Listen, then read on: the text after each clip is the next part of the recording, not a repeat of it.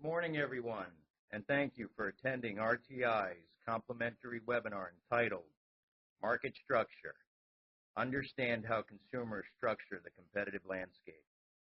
My name is Todd Doreen, and I am Head of Marketing and Business Development here at RTI Research. Before we get started with our presentation and my introduction to today's presenter, Dave Roush, I'd like to mention a few things first. We will be recording this presentation and making it available upon request. All attendees will be in muted mode, but do have the capability to ask questions at any time throughout this morning's presentation through the GoToMeeting chat or question function. I will be monitoring those questions that come in, and hopefully we can get to answer all of them, but if we don't, we will follow up afterwards. At the end of the webinar, and when you exit, there will be a short, very short survey pop-up, and we'd greatly appreciate it if you took the minute to answer those questions, which will give us feedback and suggestions for future webcasts. Before I turn today's presentation over to Dave, let me give you a little background on him first. Dave is a Senior Vice President here at RTI and a well-known marketing research professional in the industry. He has built a solid reputation for designing and conducting actionable strategic research for numerous clients through imaginative research design, high-quality execution, and insightful presentation. Dave's expertise is in uncovering opportunities via consumer-driven market structure studies, as well as attitudinal, behavioral, needs-based segmentation, and brand equity modeling. Okay, let's get started with today's webinar. It is with great pleasure to introduce today's presenter, Dave Roush. Dave, all yours. Thank you, Todd. Good morning, and good morning to all of you who are attending the webinar today. It's absolutely delightful to have you with us, and hopefully we will stimulate some thought and give you some direction, and let's get started. The agenda for today is the whys behind market structure, why even consider doing market structure, what really makes market structure tick, what is it, how would you define it, and operationally, how would you conduct one. Take you through some key types of market structure, and within that framework, since we're talking about frameworks today, we'll also show you some real-world examples, and then we'll wrap up the notion of where market structure fits in the overall strategic planning process. Okay. Here's the notion behind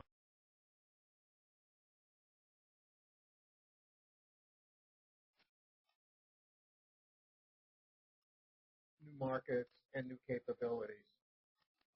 There's really, in order to grow, the need to understand the competitive framework of the wider landscape. So if you're looking at this first slide, that bottom left-hand corner, that's the current marketplace. Typically, in today's world, we find ourselves competing for share against ever-increasing fragmented markets, numbers of players, and to grow, there's more opportunity sometimes beyond where we now are, where we now play.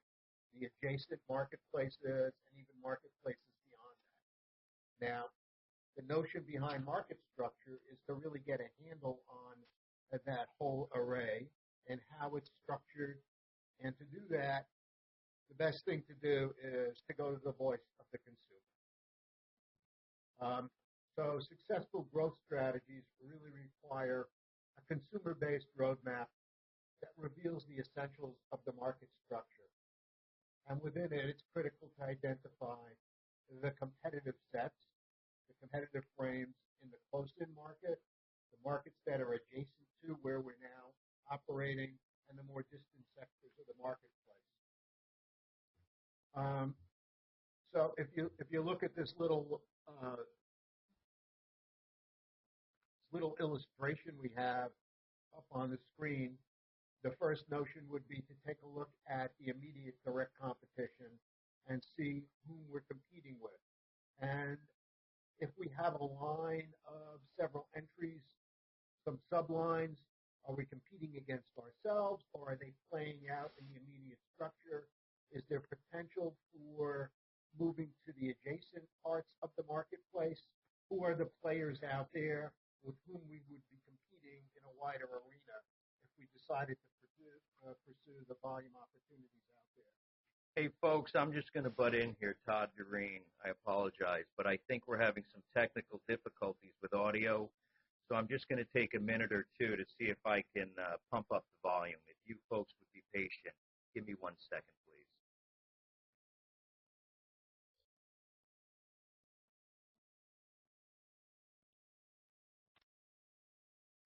Welcome to GoToWebinar, Web Events Made Easy.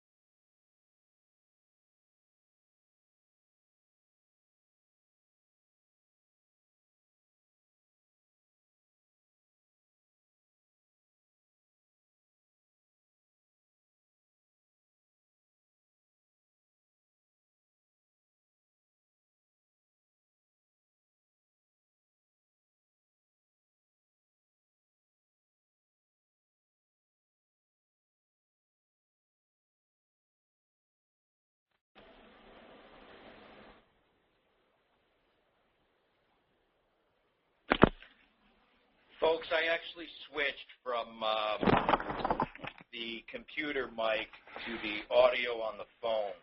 So I apologize for those. I was getting a lot of questions that you didn't have audio. And what I'm going to do here, since we just started to kick off, is really start over so that we can get a complete webinar and webcast here. And for the benefit of those that did not hear, I greatly appreciate you guys hanging in there. And what I'd like to do is start over from the beginning, everything from introduction, and then, kick it off back to Dave again. So, again, my apologies for the technical difficulties, but thanks for your patience. So as I was saying, good morning, everyone, and thank you for attending RTI's complimentary webinar entitled Market Structure, Understand How Consumers Structure the Competitive Landscape. My name is Todd Doreen, and I am Head of Marketing and Business Development here at RTI Research. And before we get started with our presentation and my introduction to today's presenter, Dave Roush, I'd like to mention a few things first. We will be recording this presentation and making it available upon request. All attendees will be in muted mode, but do have the capability to ask questions at any time throughout this morning's presentation through the GoToMeeting chat function and or question function. I will be monitoring those questions that come in, and hopefully we can get to answer all of them, but if we don't, we will follow up afterwards. At the end of the webinar and when you exit, there will be a very short survey pop-up, and we greatly appreciate if you took that minute to answer those questions, which will give us feedback and suggestions for future webcasts. Before I turn today's presentation over to Dave, let me give you a little background on him first. Dave is a Senior Vice President here at RTI and a well-known marketing research professional in the industry.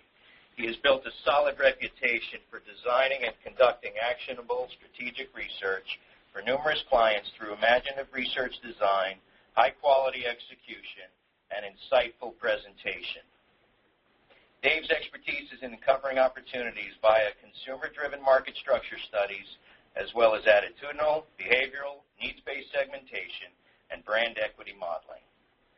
You've heard this all before, and some of you haven't, but okay, let's get started with today's webinar. It's with great pleasure to introduce today's presenter, Dave Roush. Dave, it's all yours. Well, good morning, Todd, and thank you for that lovely introduction, and welcome, everyone.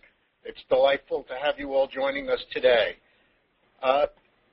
Just by way of agenda, we'll take you through the whys and wherefores of market structure, what market structure really is, how it's defined, and the types that are available to help us make intelligent decisions in the strategic planning process. We'll take you through some real-world examples, and then we'll wrap up with the role of market structure in the strategic planning process. Now, the first notion behind any strategic effort, and market structure is no exception, is the notion of the need for growth. And the need for growth in business demands developing new markets and new capabilities. It's kind of difficult to stay where you now are because most of these markets in today's world are highly fractionated, and it's hard to maximize share much beyond where you currently are. So hence the need to reach out and to understand the competitive framework of a wider landscape that might include adjacent markets and even some markets that are a little bit more distant. And all of that's going to fuel innovation. The successful growth strategies really require a consumer-based roadmap. You notice that we're talking about really going to the consumer to get the voice of the consumer, if you will, to reveal the essentials of the market structure. And critically, to identify the competitive sets, who we're really up against in the markets where we now play, and as well in the adjacent markets if we're playing in those, and in more distant sectors of the markets. Identifying who you're now up against and who you may be up against are very critical to the planning process. We will also learn in doing market structure where our portfolio plays throughout the immediate and adjacent structures, and that's pretty important, and I'll show you why in a minute. What is market structure? There's a lot of mystery behind it, but simply stated, it is really the division of market choices into distinct competitive groupings or clusters, if you will, or how the consumers organize the available choices. So when you see competitive clusters, each cluster is really defined ultimately by a set of products or brands or services, and there will be some unifying or organizing theme. And it could be product form or the benefits or the need states that unify it or branding or some of all of that. And then the overall structure itself, which is important to understand, and that is how the framework for that structure is defined. How the products and groupings are arrayed in that landscape will tell us a lot. It's not so much that we expect brand A and brand B to be placed together or to be used by the same consumers. It's what's next door that begins to tell us more about the brand A and B as well. And so we get to the underlying dimensions of the landscape, the drivers of the marketplace, if you will. Okay, there are really two main types of market structure. There are gradations and subsets of these, but for today's discussion, we can keep it at this level. There are behavioral structures that are really based on secondary sales and purchasing transaction information, the databases that you typically get from an IRI or a Nielsen. And what those do is, in order to get structure, we look at the brand switching that takes place. And we'll talk about that more in a minute. In the perceptual structure, we go to a consumer study, and we ascertain perceptually which offerings are considered to be similar and which different. And we will be able to develop structure from that as well. The whole notion behind all of this is offering interaction. That is, two or more offerings, products, or services are competing with each other because there's interaction. It's either measured by behavior or by perception. Okay, in behavioral structures, the notion is switching over time. So you could look at time one, in this case, in this illustration, in June. The next case is August.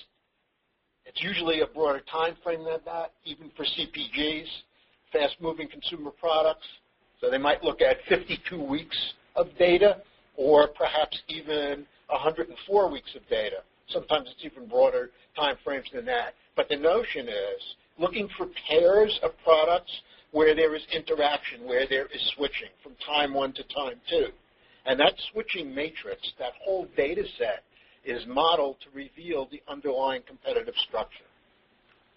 And it's usually via proprietary algorithms. So IRI has their own, people like Henry Rack doing this, and Hendry, there are a lot of people out there that do this, and it's all based on switching. Hey, Dave, sorry to interrupt, and I apologize for that mouse movement, but I am trying to monitor some of these questions and chats that are going on here. So question number one, what if you have a category like automobiles where it takes a long time to see switching? Can you still develop a market structure? Oh, you can. That's a great question. You can develop structures, but it's virtually impossible to do it in a behavioral structure. I don't know what the purchase cycle typically is on automobiles, but it's very protracted relative to CPG. So, you could talk about all hard goods, as a matter of fact, where there are long stretches between purchase cycles, furniture, kitchen appliances, etc. You'd really have to go to a perceptual structure. Got it. Thank you. Okay. So this brings us to perceptual structures.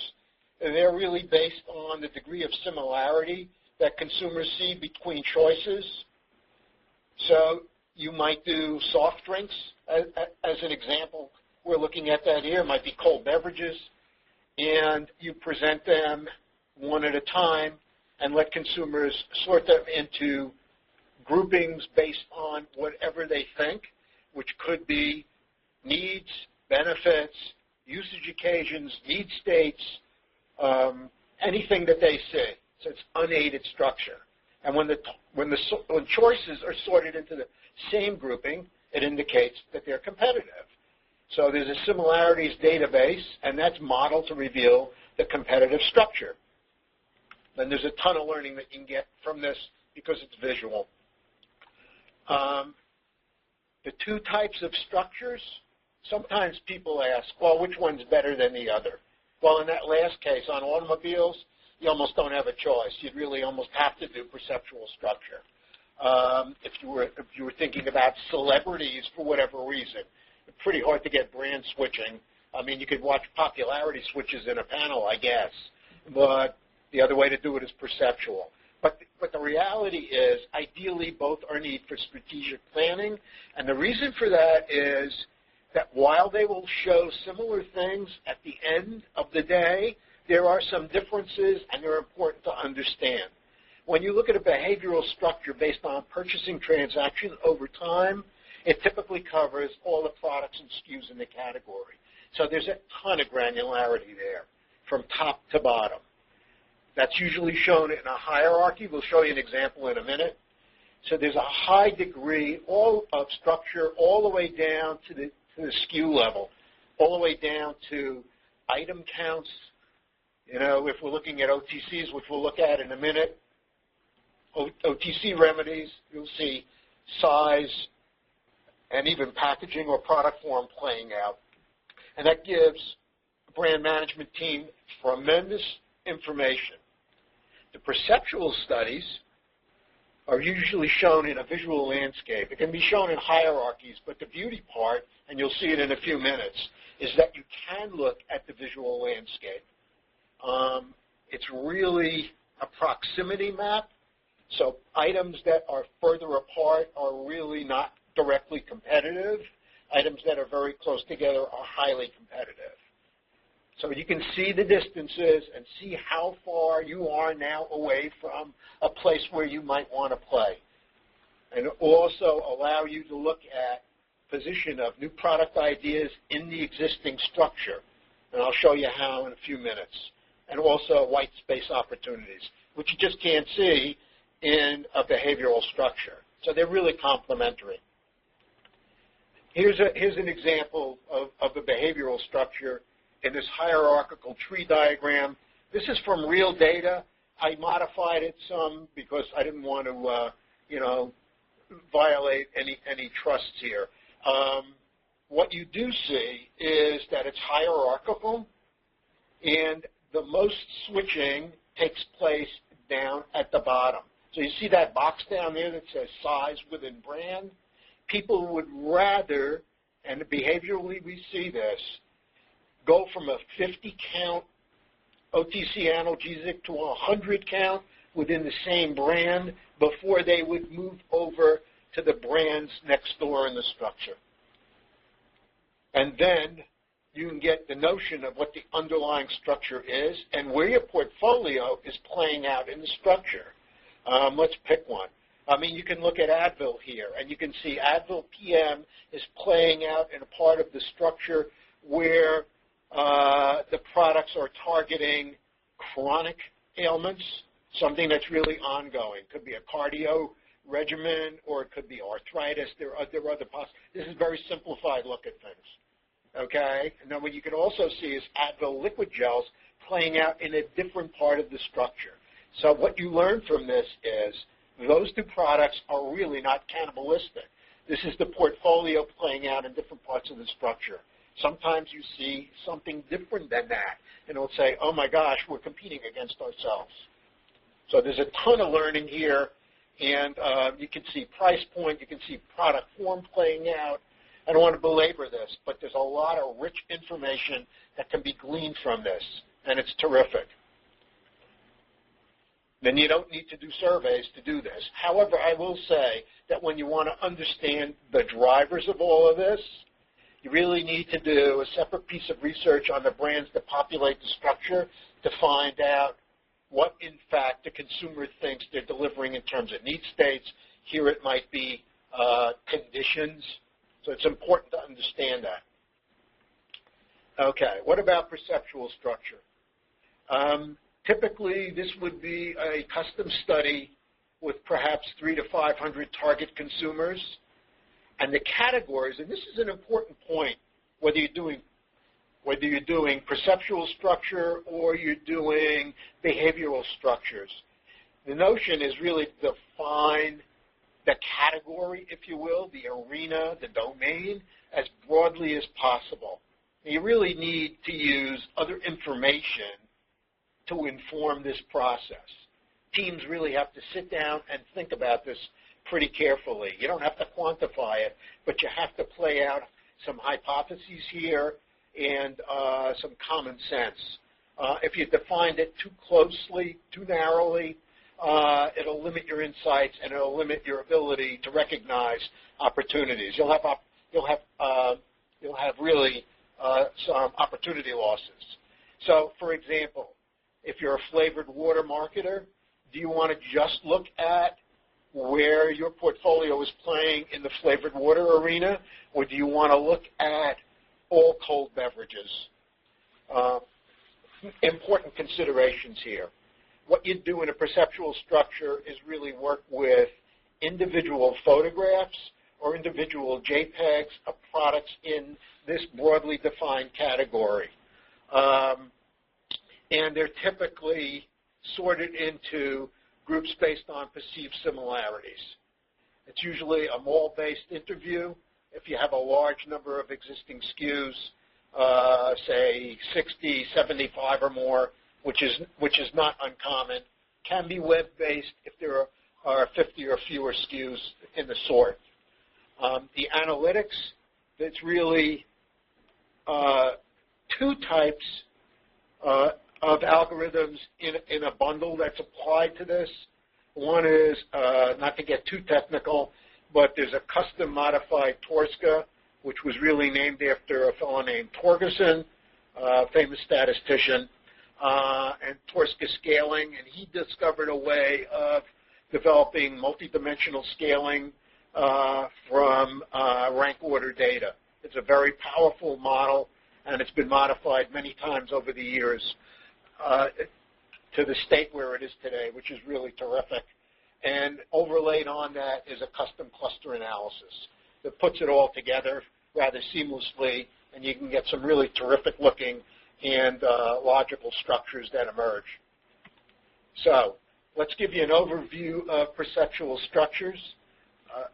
Now this changes. If you think back to the hierarchies that we saw before, you get a different view of things, literally. This is a visual. It's like a perceptual map, but it's a lot easier to read than looking at 50 brands with 50 attributes. We see very clearly where the consumers place our brands in this structure, and then we can understand what roles they're playing. And for the purposes of this discussion, I'm thinking of our brands, if you will, playing out in set number one. so you understand what the close-in and more distant competitive clusters might be and who we're competing with in our immediate set. And then because we understand the nature of the products across this structure, we can get some sense of the organizing framework that consumers are bringing to the market when they're making their choices. It's kind of what defines the structure. Here you can see we have some characteristics, and we'll show you how we got there. The notion of being better for you versus rewarding, helpful versus reward, and need states running from east-west when you're on the go versus when you're relaxing. Hey, Dave, I have a question here on that slide. Sure. What does it mean in practical terms that competitive sets 1 and 4 are on different sides of the structure in your example? Oh, that's interesting. That's a good question. It really means an awful lot. If you are playing as a company, as a team in set 1, but you know that over on the other side of the marketplace, literally, this arena in which you're playing, there's a set of products in group 4. That's very distant. And you will see, if you do a study like this, that the characteristics of the products on the other side are very different than where you're playing in set 1 versus set 4. Because set 1, if you look at the coordinates, in this case, it will be very helpful products for when you're relaxing. Okay? If you look at set 4, it's when you're on the go and you want a reward. The character is very different, and so it takes a tremendous amount of effort to get from set 1 over into the neighborhood of set 4. So the distance does mean something. It even means something within the sets. We'll see a little bit about that in a few minutes. Thank you. Okay. The other terrific part about perceptual structures is after you've had consumers sort out the existing choices, each consumer then be handed a deck of pipeline concepts. And they're not full-blown concepts. You can't do that but in a study like this. But, you know, if you're presenting 20, 25 new ideas, they would be little core concepts that are visuals with perhaps a couple of bullet points under them. And you have them sort those into the existing structure. Now, they could put them in existing buckets that they've made, or they can put them elsewhere in the structure. And from that, you can see in this example here, and this rings pretty true, that those C1, C2, C3, C4s, not plastic explosives, but concept 1, concept 2. And you can see that if we're in set 1, that concept 1 and concept 3 are potentially very cannibalistic. They're falling onto what we're already offering. It might be a brand pull there, or it might be some similar characteristic the consumers see, whereas C4, concept 4, and even concept 2 have a lot of incremental potential. They're falling into different arena, different place in the arena, maybe falling into white space. And so we can easily see, in terms of the pipeline, which are potentially cannibalistic and which have incremental potential, and what they might do for the portfolio. Okay. The other notion here, which I alluded to just now, is this notion of white space. We can see gaps in the structure, and we can say, well, there is an opening, if you will, between sets 2 and 4. And we can call out the general characteristics of it, something helpful for on the go. That could represent a potential opportunity, or it might mean nothing.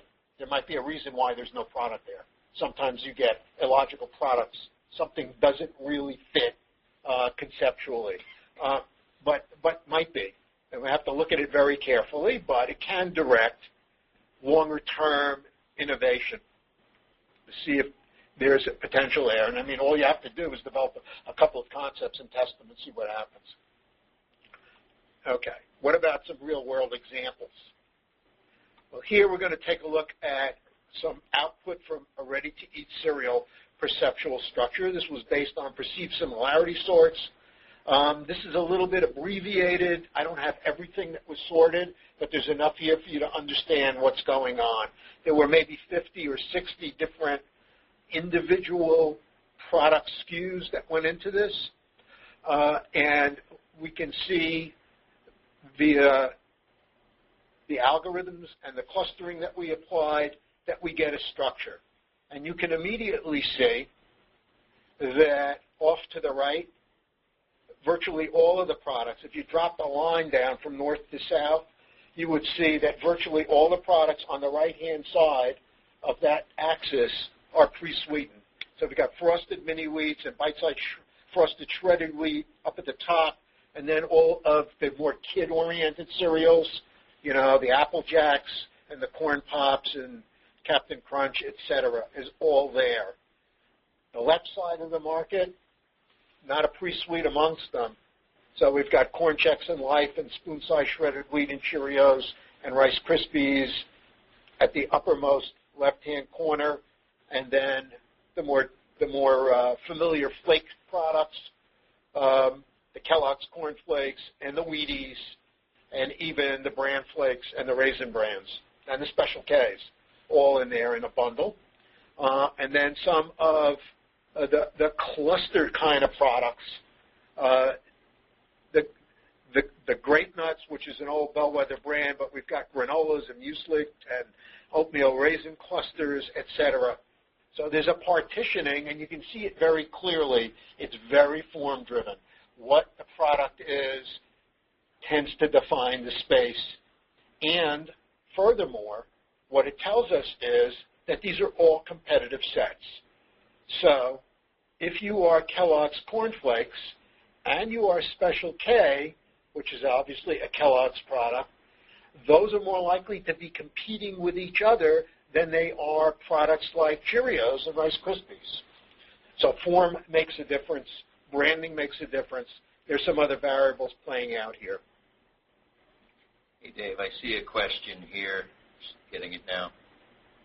Why did Honey Crunch Corn Flakes end up by itself in no man's land? Oh, yeah, that's a good one.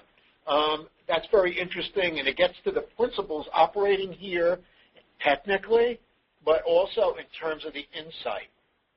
Literally, if half of the, let's say that product is in the middle of the map, it's easier to understand this way. What it really means is that half of the time, or half of the respondents, placed Honey Crunch Corn Flakes in the flakes pile or something over to the left. And half the time, they placed it over to the right. What it means is it's a little bit schizophrenic. It's got characteristics of both parts of the structure. Now, this is either a terrible place to be or it's wonderful because it's falling into the white space between the flakes bucket, if you will, and the pre-sweetened bucket. So it could be potentially, I don't know, a pre-sweet or a sweetened cereal for adults or maybe a whole family. So it's very interesting. The outliers are always very interesting in structure. So a good point to opportunities. Let's get to determining the structural dimensions. There are really two ways to do this. One is via team interpretation, and it's a lot easier than it looks. Because when I showed you the previous slide without the labels, you were beginning to intuit what was making that structure tick. Now, you might make mistakes. You might make errors of omission. There might be some characteristics that the consumers would bring to the table, if you will, that you wouldn't necessarily think of yourself. But you'd probably think of a lot of them. So what we did here was we said, look, the pre-sweets are obvious. Those are all pre-sweets. And the ones down at the lower left are, we think, complex. If you look at the products and what's on the box, and by the way, people were sorting package fronts, photos of package fronts that illustrate the products, and also call out the branding. So there's a mix here, and it defies branding. It's really more about what the product is than what brand it is.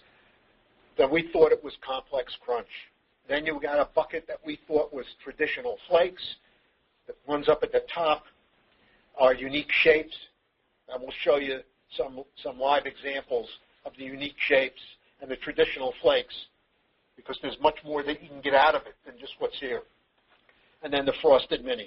So we thought the overall structure kind of looked like pre-sweet indulgence on one side, on the right, and healthier, better for you, maybe adult-oriented product on the left.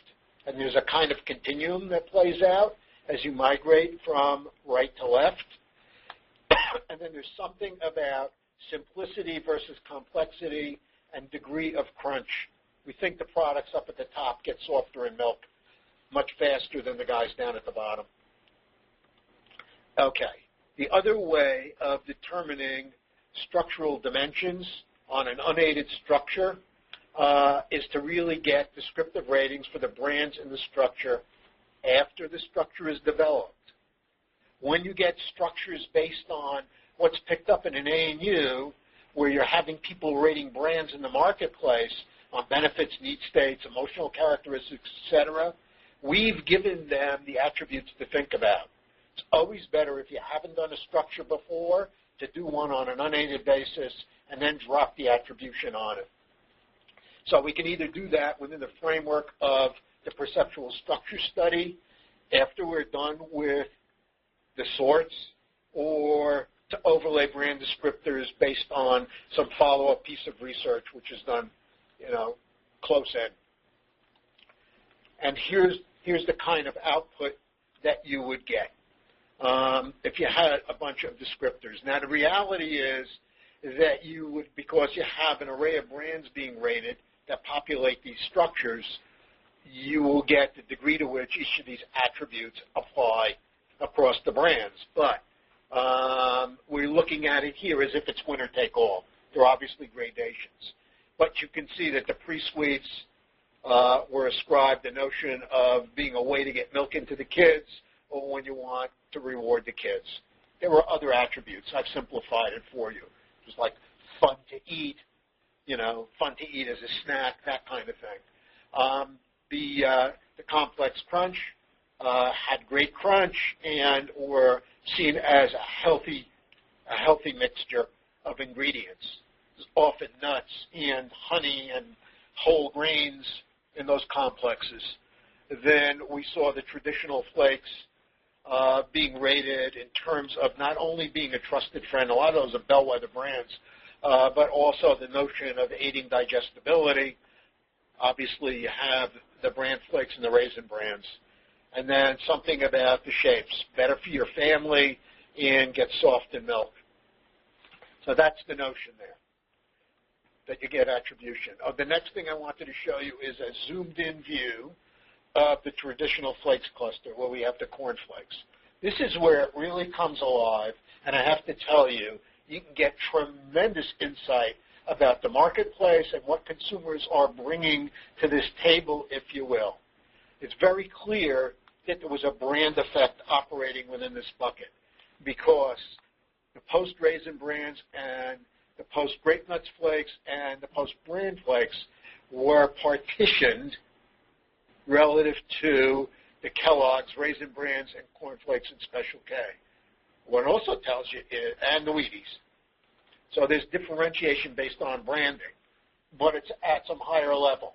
So if you were just studying traditional flakes, you would see a market structure and you would say, well, there's a big brand effect here. But if you now decided to fish in a broader pond, let's backcast to what we saw a few minutes ago, you would say, yeah, but there's some other takeaways here now, and we know how to move to different places in the marketplace for growth. This would tell you that, in some sense, corn flakes and Special K are competing with each other, and post-raisin bran and post-grape nuts flakes are also competing with each other, and that there's some brand loyalty operating here as well. So it's very interesting.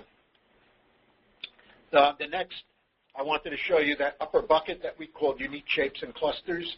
Look what we see in here. Now, you saw it on the map, I'm sure, that bucket was kind of stretched out. And what we were really seeing is, if you look at the two products on the right-hand side, the Cheerios and the Rice Krispies, they were pulling toward the kid cereal side of the map. So what it tells you is those two products could have ended up in unique white space between these cereals where they are clustered and the kid cereals. It says that those products have those characteristics in common. The fact that the Rice Krispies is aligning with the Cheerios tells you that.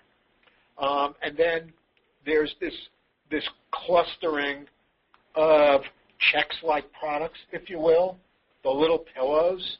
You've got spoon-sized shredded wheat, corn Chex, the rice Chex, the wheat Chex would be in here too, and the variants on Life. So if corn Chex and rice Chex are all in the same bucket, what do you conclude?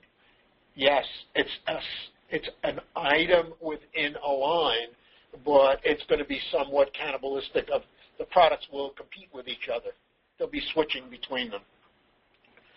The other interesting thing here is that we see spoon-sized shredded wheat on this side of the marketplace with these other products like the corn Chex and the Life.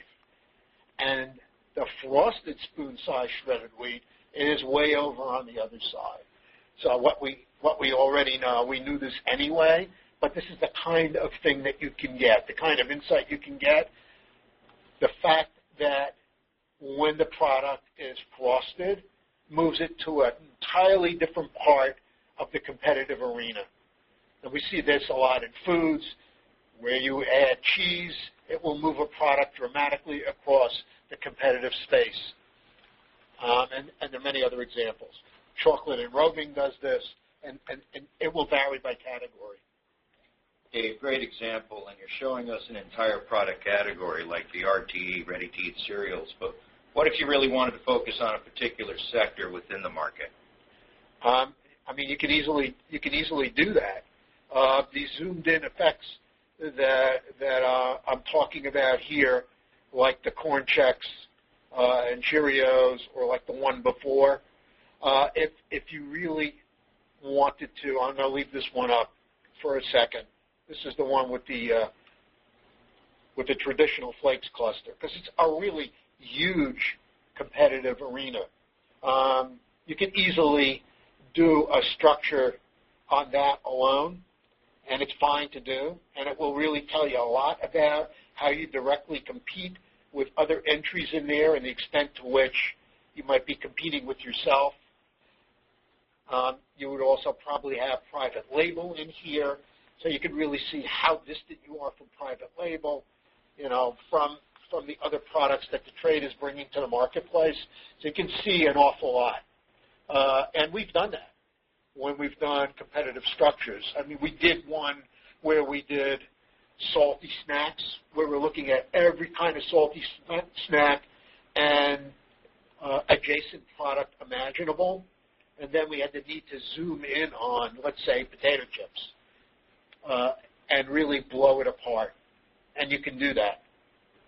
So you can look at macro and zoomed-in views of the marketplace and get insight, both for growth and both for immediate competitive intelligence. Got it. Thank you. So let's take a look at where market structure fits into the insights framework, into the planning process. That point number one, the customer intelligence, the consumer intelligence, is really very important and needs to be discussed in the following sense. You really need to have conversations about what should we be structuring? What should we be looking at? Should we be looking at just OTC analgesics, or should we be looking at homeopathic remedies as well? Should we just be looking at ready-to-eat breakfast cereals, or should we be looking at all of the convenience foods that are being served and consumed at breakfast, including home and away? So it really gets to be a very important discussion, and the way you shape up, what you shape up, will depend on what kind of opportunities you end up finding. Broader is better than narrower. So the key concept here on the structure is to, beyond what we just said, is to use the voice of the consumer to reveal how they partition the choices into competitive set clusters. It can be behavioral. It can be perceptual. More often than not, if you're really revamping or you're looking at a marketplace with new eyes, you should consider doing both.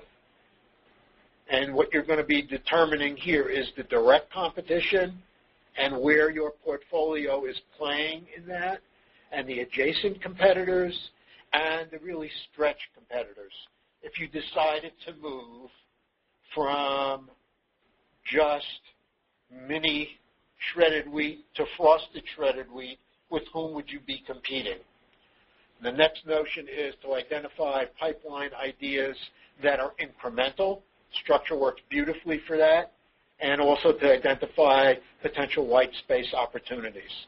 What you're really getting here is the role and the alignment of each portfolio product based on competitive sets. Where's the portfolio playing out within this framework? What is the position of each of the products in the overall structure?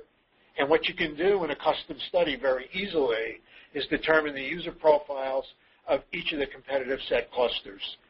You can also look at, by the way, the utilization of the competitive clusters by the respondents you talk to. People playing out across multiple clusters or staying within one. We can then prioritize pipeline candidates, not only based on incrementality, but you pick up purchase interest.